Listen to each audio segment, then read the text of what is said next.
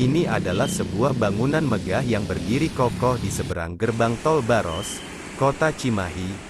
Bangunan yang menjulang tinggi itu semula akan dijadikan sebuah kondominium dan hotel, kondotel, pertama di Kota Cimahi, Jawa Barat. Namun sayangnya rencana itu tersendat di tengah jalan, berdiri di Jalan HMS Mintareja. Kondotel yang dinamakan Royal Tulip konon katanya didesain Ridwan Kamil, ex-gubernur Jawa Barat dan mulai dibangun tahun 2011 oleh pengembang properti PT Triputra Karya Agung. Namun sayang beberapa tahun kemudian pembangunannya terhenti padahal sudah mencapai lebih dari 60%, dibangun di atas lahan seluas 3,2 hektare. Posisi kondotel Royal Tulip sangat strategis karena berada di dekat gerbang tol Baros 1 dan 2 yang menghubungkan kota Cimahi dengan daerah lainnya, termasuk dengan wilayah Jakarta dan sekitarnya. Kondotel Royal Tulip terdiri dari dua bangunan utama yang sudah berdiri megah, yakni Convention Hall dan bangunan hotel setinggi 16 lantai. Total ada sekitar 400-an lebih kamar hotel di kondotel tersebut. Namun kemegahan yang semula digadang-gadang akhirnya malah kini jadi bangunan mangkrak. Usut punya usut, pembangunan kondotel terhenti lantaran perusahaan pelaksana proyek dinyatakan pailit oleh pengadilan.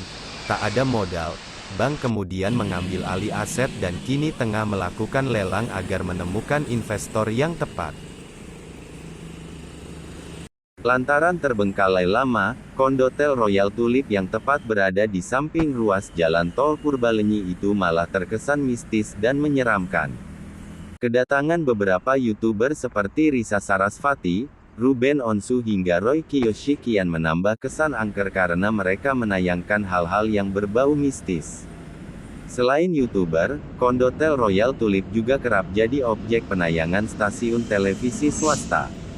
Namun nyatanya kesan mistis dan menyeramkan itu lantas tak menyurutkan warga untuk menjadikan kondotel itu sebagai lokasi pranikah hingga membuat video klip. Untuk menjaga bangunan agar tak dimasuki orang secara sembarangan, kurator dari bank pemilik aset menugaskan beberapa orang warga setempat sebagai petugas keamanan. Mereka berjaga setiap hari selama 24 jam. Pemerintah kota, Pemkot Cimahi pun menyayangkan terhentinya pembangunan kondotel Royal Tulip yang kini malah terbengkalai dan berharap ada investor baru yang berani melanjutkan pembangunannya hingga selesai. Berdasarkan informasi yang diketahuinya, bank memang kini sedang melelangkan bangunan tersebut.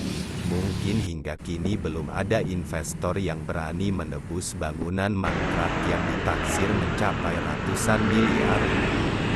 Jika pembangunan kondotel Royal Tulip dilanjutkan hingga rampung dan beroperasi, maka otomatis akan berdampak positif terhadap perekonomian di kota Cimahi, sektor pariwisata, transportasi, lapangan pekerjaan hingga jasa lainnya tentu saja akan terdongkrak dengan keberadaannya.